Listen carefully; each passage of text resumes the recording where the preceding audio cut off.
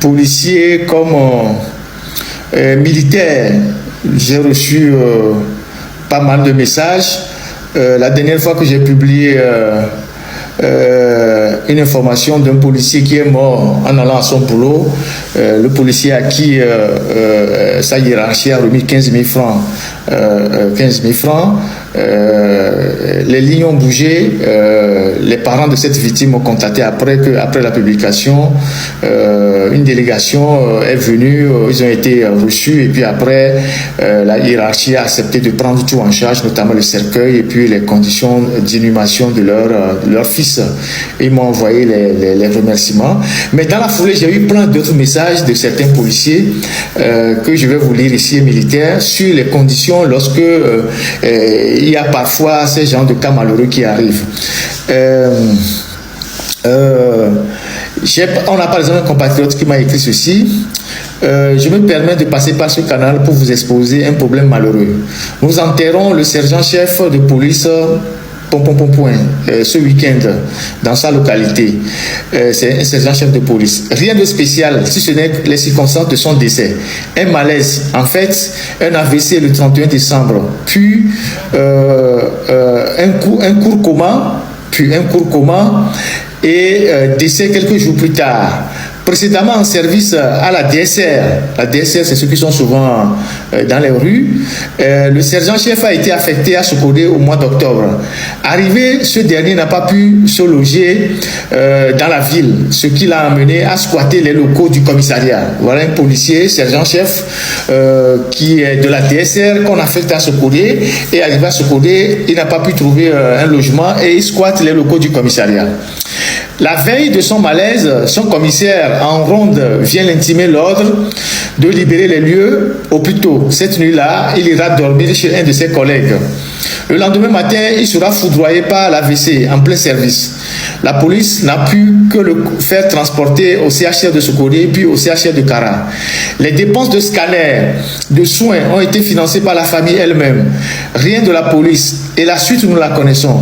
Malgré les circonstances de sa mort, la police n'a remis que 15 000 francs pour la tenue, c'est-à-dire la tenue qu'il faut acheter pour son enterrement, et promis juste le corbillard. Le reste revient à la famille. Quand j'ai parlé de 15 000 francs la dernière fois, il y a un kidam qui allait sur une radio et racontait des conneries. Voilà un autre policier qui apporte une autre précision. Le premier policier qui est décédé, c'est la famille même qui m'a contacté. Pour vous montrer qu'il y a des individus, ils sont là, c'est pour aller dire des conneries, pour plaire à certains officiers. Donc, la famille continue.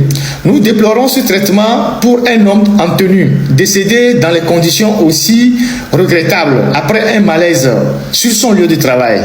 Et ce décès ne manque pas lien avec les conditions de travail. Pour ma part, j'attire l'attention sur 2 points. En premier lieu, les premiers responsables de la police doivent être formés de sorte à faire attention à ce qu'ils disent aux subalternes. Ça veut dire que entre la hiérarchie et les subalternes, le ton n'est pas souvent un ton de courtoisie, un ton empreint d'humanité et de tout ce que vous pouvez imaginer. Donc on parle aux gens comme on veut, parce que certains propos tuent à travers les AVC. Le second point est relatif à une réflexion profonde sur la manière de rendre hommage aux hommes en tenue qui sont astreints à des obligations strictes. Pour finir, je pense que le sergent avait le droit d'être logé par la police. C'est la police qui l'avait affecté dans cette ville. Il revenait à l'employeur de mettre son préposé dans de bonnes conditions pour travailler. Donc, il n'avait commis aucun crime à y vivre là-bas. Bon, la réaction du commissaire ne se justifiait pas. Donc ça, c'est un concitoyen, un compatriote qui m'a envoyé ça. Il y a un autre qui m'a envoyé aussi un autre message que je peux vous lire aussi, qui parlait aussi de la police. Un instant. Celui-ci, c'est un militaire. Je vais lire ces 2 messages et puis je vais passer à autre chose. Celui-ci, c'est un militaire. Voilà ce qu'il me dit. Il me dit ceci. Bonjour, monsieur Ferdinand. Merci pour le travail que vous abattez. Je viens vous faire cas de la situation des nouvelles recrues dans l'armée. Les nouvelles recrues dans l'armée. Nous sommes rentrés au CNI. Le CNI, c'est le Centre national d'instruction qui se trouve à côté du camp Landia-Kara. Nous sommes rentrés au CNI le 23 janvier 2023 pour 5 mois de formation. Et nous sommes sortis du CNI le 16 juin 2023 où où nous avons, et on nous a affectés dans les différents régiments à travers le pays. À l'arrivée dans nos différentes bases, au plus tard le 18 juin 2023, nous avons entamé les formations complémentaires de base pour 2 mois. Notre note de service a pris effet le 1er juillet 2023, date à laquelle nous sommes reconnus par l'armée et pouvons avoir une rémunération à chaque fin du mois. Au cours de la formation, nous sommes nourris par l'armée, mais 12 000 francs nous revient chaque fin du mois. Donc au cours de la formation au CNI, c'est l'armée qui s'occupe de leur nourriture, mais on leur donnait 12 000 francs. 12 000 francs chaque fin du mois qu'on pourra récupérer à nos régiments, mais jusque-là, nous n'avons pas reçu cette somme-là. C'est-à-dire, pendant qu'ils étaient en formation, au CNI, on leur versait 12 000 francs par mois, mais ils n'avaient pas l'argent parce que l'armée les nourrissait à la formation. Donc, à la fin de la formation, on devait leur reverser le cumul des 12 000 francs qu'ils ont perçus, qui leur revenaient de droit pendant toute la formation. Donc, ces 12 000 francs-là, le cumul de ces 12 000 francs-là, ils devaient les prendre une fois qu'ils auraient intégré leur nouveau régiment. Mais le gars dit, depuis là, ils n'ont jamais eu ces 12 000 francs, le cumul de ces 12 000 francs.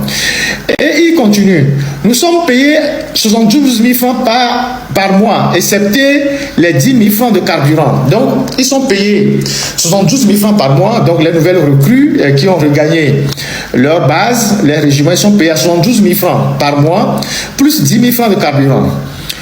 Et il ajoute, au régiment, on nous hache. Vous comprenez le langage? C'est les étudiants qui connaissent ce langage-là, la hache. Donc, on nous hache. Donc, il dit, on leur prélève.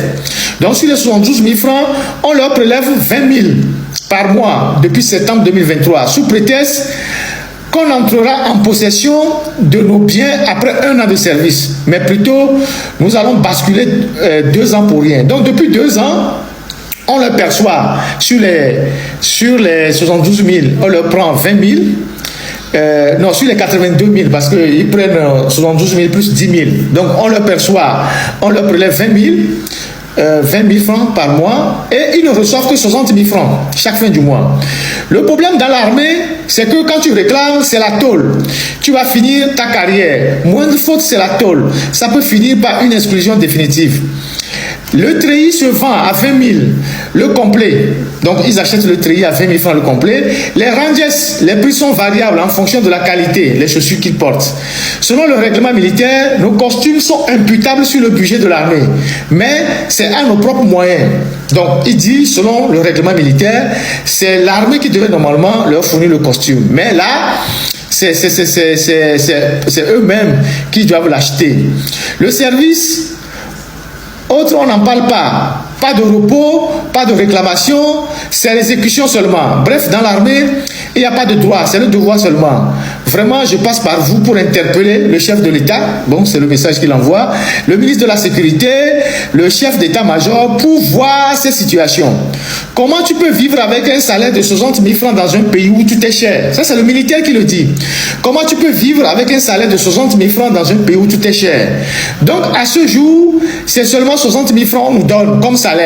Le reste de l'argent, ils font leur business avec. Cet argent ce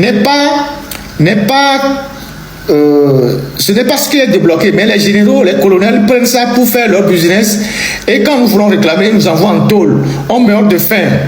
Donc c'est le message d'un militaire togolais qui me décrit les conditions dans lesquelles ils ont fini leur formation et comment est-ce que ils sont traités en termes de salaire et les prélèvements qu'on leur fait au niveau de leur hiérarchie et les miettes qu'on leur réserve. Donc voilà ces sujets-là que je veux. Il y a un autre message de quelqu'un de la police qui plaide pour que on puisse donner des moyens aux policiers qui meurent de les enterrer dignement parce que la personne disait que dans l'armée, quand un militaire meurt, le cercueil et le corbillard sont pris en charge par l'armée. Mais dans la police, rien n'est pris en charge. Bon, je n'arrive pas à retrouver ce message-là pour pouvoir le lire en direct, mais c'est le message que ce compatriote a envoyé et en me demandant d'interpeller les dirigeants pour que bon, ils puissent nous aider ils puissent les aider je sais pas, voilà. Donc c'est ce que j'ai voulu Oui, il y a quelqu'un qui dit comment les civils peuvent aider les militaires. C'est le Togo. Qu'est-ce que vous voulez? À partir du moment où ils n'ont pas de droit, dès qu'ils font des réclamations, on les envoie en prison, qui sont payés avec des salaires de misère au lance-pierre. Bon, il ne peut avoir recours que à des gens qui ont la liberté de parole pour pouvoir porter leurs problèmes devant l'opinion. J'espère que quand nous le faisons comme ça, nous le faisons pour les aider, les policiers, les gendarmes, les militaires. Si demain on leur donne des ordres d'aller frapper les gens, ils vont réfléchir par deux fois avant de le faire. Nous, on est là pour tout le monde et ce qu'on leur demande, c'est d'être au service de la nation, c'est d'être au service des citoyens, c'est d'être au service des Togolais, plutôt que d'être au service d'un clan, d'une famille, d'un régime.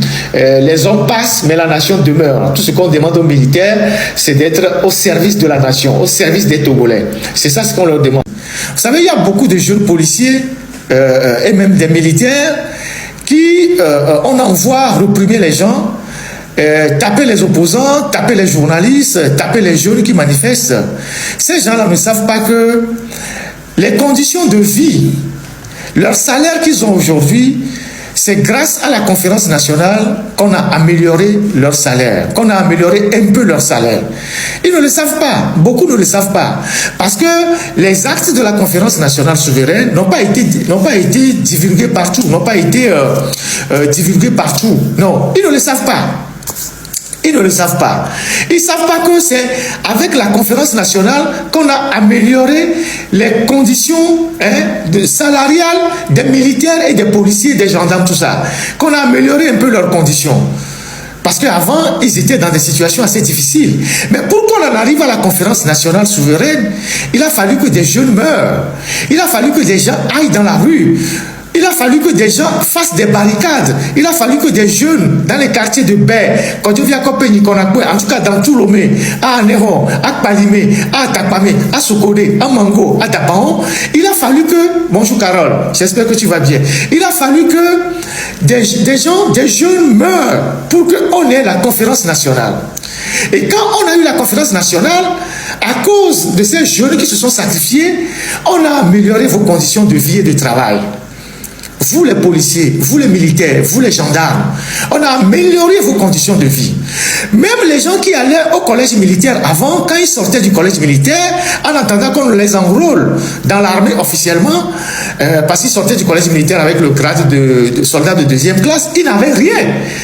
Ils n'avaient même pas d'argent. C'est la conférence nationale qui a décidé qu'on paye à tous ceux qui sortaient du collège militaire 35 000. C'est la conférence nationale qui a décidé ça. Et donc, ce sont des jeunes qui se sont tués, qui se sont mobilisés, qui sont morts dans la rue pour que vous, on puisse améliorer tant soit peu vos conditions de vie et de travail. Et ça, beaucoup de gens dans le corps habillé ne le savent pas. Beaucoup de nos compatriotes ne le savent pas. Donc, quand les gens viennent me dire, Ferdinand, pourquoi tu parles de ces gens-là? Il faut les laisser dans leur misère. C'est eux qui nous tuent. C'est eux qui nous repriment. Mais nous avons besoin de les convertir. Nous avons besoin de leur dire, le changement que nous voulons, c'est pour le bien de tous les Togolais. Si la conférence nationale a pu améliorer tant soit peu vos conditions de vie et de travail, si demain on obtient un changement, on obtient une certaine alternance dans le pays, mais vos conditions vont être encore plus améliorées. Donc c'est à nous de le leur dire. Et donc, en mettant leurs problèmes sur la place publique, c'est une manière aussi de dire que ces gens-là, ils sont logés à la même enseigne que nous. Ils ont les mêmes problèmes que nous. Seulement, ils sont instrumentalisés par leur hiérarchie pour aller poser des actes qui ne sont pas des actes que doivent poser les policiers.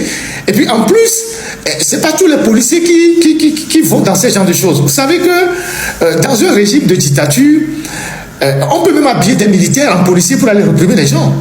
Et dans nos casernes aujourd'hui, dans certaines casernes à Lomé, il y a plusieurs il y a du matériel de la police qui est stocké dans plusieurs casernes aujourd'hui au Togo. Du matériel de maintien d'ordre, voilà ce que je voulais dire. Le matériel du maintien d'ordre. Dans nos casernes militaires, il y a du matériel du maintien d'ordre qui sont dans les casernes militaires avec des tenues de policiers. Et donc, quand on sent que la police n'est pas prête à aller réprimer, on habille les militaires en policiers et on leur donne le matériel de maintien d'ordre et ils sortent pour réprimer. C'est ça, un régime dictatorial. C'est-à-dire on mélange tout.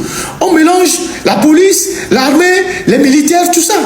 La gendarmerie. Donc dans nos casernes aujourd'hui, je parle des casernes de l'armée, il y a du matériel de police qu'on a stocké dans les casernes militaires, avec les tenues de policiers. Et donc, quand il y a des manifestations d'envergure, si on ne veut pas sortir l'armée, on sort les militaires, mais on les habille en policiers pour venir réprimer les gens. Donc, notre responsabilité, c'est de dire à nos frères policiers, à nos frères militaires, que la justice que nous voulons pour tout le monde, la démocratie que nous voulons pour tout le monde, le changement que nous voulons pour tout le monde, c'est pour le bien de tous les Togolais. Ce n'est pas forcément pour les civils. Donc, moi, quand je reçois ce genre de messages, je les partage. Je les partage pour vous montrer aussi que ces gens souffrent autant que nous. Ces gens sont dans des conditions aussi difficiles autant que nous. Ces gens sont, je ne sais pas comment dire, ils sont exploités autant que nous. Donc, moi, je suis journaliste.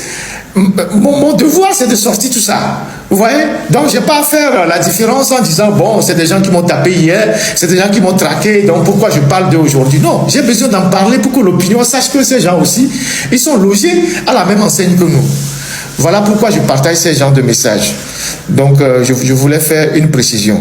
La sagesse voudrait que vous, les vieux là, vous fassiez une délégation pour aller le voir, pour lui dire, 20 ans, c'est bon. Ton père a fait 38 ans, c'est une grâce. Aucune famille au monde, après la Corée du Nord, n'a régné comme ça. C'est une grâce. Cherche un moyen, va te reposer, prends ton argent, tes femmes, tout ça, va quelque part. On trouve quelqu'un au parti. Si on ne veut pas, les opposants, tout ça, on met quelqu'un dans le parti. Au moins, on nous dira qu'on a choisi notre candidat. Vous avez dit non, que c'est lui. Et lui, lui vous a choisi. C'est-à-dire, si on suppose que le mandat de Faure Gnassingbé est terminé, c'est ça l'incongruité du système parlementaire au Togo, qui n'a rien à voir avec aucun système parlementaire au monde. Faure Gnassingbé qui ne jouit d'aucune légitimité. Parce que là, aujourd'hui, Faure Gnassingbé n'a aucune légitimité. Il n'a aucune légitimité. Il est juste aujourd'hui un chef de parti politique. Donc, lui, en tant que chef de parti politique, il nomme les sénateurs qui vont le nommer demain président du conseil. Vous imaginez l'incongruité? C'est-à-dire, quelqu'un me nomme et demain, moi, je le nomme aussi. C'est ça le parlementarisme à la sauce RPT Unir. C'est-à-dire, Faure aujourd'hui, il n'a pas de légitimité. Son mandat est fini. Donc, le mandat qu'il vient d'achever, c'est même un mandat usurpé. C'est un mandat usurpé. Mais en plus, le mandat est fini. Donc là, il n'a pas de légitimité. Il n'est même pas un élu local. Il n'est même pas un élu comme un maire dans un quartier ou bien un conseil municipal. Il n'est pas un élu local. Il n'est rien. Mais il nomme des gens qui, à leur tour, vont le nommer président du conseil. Vous trouvez ça normal? Déjà que les gens qui ont été élus sénateurs par les élections qu'ils ont organisées, c'est lui qui a donné les consignes. C'est lui qui a choisi les gens. En fait, les gens n'ont pas été nommés. Et les gens n'ont pas été élus, ils ont été nommés. C'est lui qui les a nommés. Tout ce qu'on a nommé, on a pris pour les élections là, les élections sénatoriales, c'est lui qui les a nommés. Puis c'est lui qui a validé la liste. Sinon, quelqu'un comme Robert Olympio n'aurait pas 90% des voix, puisque son parti n'a pas été aux élections. Mais il a eu 90% des voix. Ça veut dire que des consignes ont été données pour le choisir. Donc, c'est Faure qui a choisi les gens, les premiers sénateurs, les 41 là, ou bien c'est combien, les 40 là, c'est Faure qui les a choisis. C'est lui qui nomme encore les 20. Il a choisi les 41. Et c'est lui qui nomme les 20. Alors que lui-même, aujourd'hui, il n'a aucune légitimité. Il n'est même pas un élu local. Puisque son mandat est fini. Il n'a pas de légitimité. Maintenant, les 60 personnes que lui a nommées, ils vont se réunir dans une salle pour le nommer, lui, chef de parti uni, président du conseil. Et lui, il a tout le pouvoir pour dissoudre le Parlement, pour dissoudre les institutions, mais lui, il n'est pas élu. Mais c'est dit, c'est pas possible. Ce qui nous arrive au Togo, je ne sais pas si c'est... Je ne sais pas comment dire ça, je ne sais pas comment appeler ça. Je ne sais pas si nous sommes à une nouvelle ère de constitutionnalistes. Nous voulons réinventer le droit constitutionnel. Vous êtes d'accord avec moi qu'à l'heure où nous parlons, le mandat de Faure, même si le mandat de Faure qu'il a eu en 2020, il est fini. Il est fini. Son mandat est fini. Alors, si son mandat est fini, il n'a plus de légitimité. Donc, il n'est pas aujourd'hui un élu local. Il n'est pas un conseiller municipal. C'est-à-dire, en termes de légitimité, il ne peut pas dire que j'ai été élu. Son mandat est fini. Mais c'est lui qui nomme des sénateurs qui, à son tour, qui à leur tour vont le porter comme président du conseil. Vous trouvez ça normal? Il n'est même pas un élu de quartier. Son mandat est fini. Il est devenu un homme. C'est vrai qu'il incarne aujourd'hui, il est chef d'État aujourd'hui, il incarne l'autorité de l'État. Mais en réalité, si son mandat est fini, le mandat qu'il a eu en 2025, non, en 2020 pour 2025 est fini, là, il est dépouillé de toute légitimité. Même quelqu'un qu'on a élu dans un quartier, il est plus légitime que Foy Nassimbe. Mais c'est lui qui nomme maintenant des sénateurs qui à leur tour vont le nommer président du conseil. Vous trouvez ça normal? Et les gens viennent nous dire que c'est comme ça que fonctionne un régime parlementaire. Attendez. Et vous avez dans ce gouvernement des universitaires des gens qui sont des agrégés, des gens qui ont fait le droit constitutionnel, des gens qui sont des juristes qui viennent défendre ça. Bonjour au passage à Maître Afan Gweti. Il n'a pas été nommé sénateur. Vous trouvez ça normal? Les gens qui sont élus dans les CDQ là, actuellement là, ils ont plus de légitimité que Foy Nassimbe. Vous êtes d'accord avec moi? Parce que son mandat est fini. Même s'ils estiment que ce n'est pas encore fini, même si c'est dans un mois que ça finit, dès que son mandat finit, il n'a plus de légitimité. Les gens qui sont élus même dans les quartiers, chef de quartier, chef de CDQ, ils ont plus de légitimité que lui. Maintenant, comment se fait-il que celui qui n'a pas de légitimité, qui n'a aucun mandat électif, ni un mandat de quartier, un mandat de député, un mandat de conseiller municipal, un mandat de président, il va choisir des sénateurs qui à leur tour vont le choisir. Mais attendez, mais qu'est-ce qui nous arrive? Qu'est-ce qui nous arrive?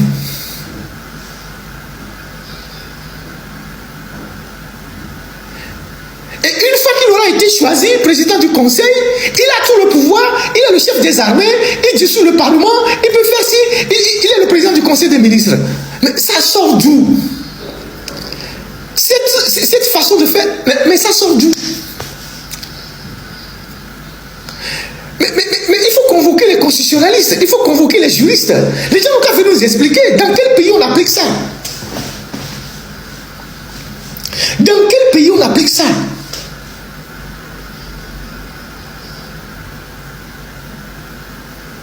Nous voulons inventer la roue, nous voulons inventer le soleil, nous voulons inventer la lune, nous voulons inventer les étoiles. Dans quelle planète on applique ça? Quelqu'un qui n'a même pas un mandat électif, un matin, il cumule tous les pouvoirs pour diriger un pays. Il n'a pas de mandat électif, il n'a aucun mandat. Et les gens qui le nomment, c'est lui qui les a nommés. Les gens qui vont le porter demain, c'est lui qui les a nommés. Il les nomme pendant qu'il n'a aucun pouvoir. Mais c'est incroyable.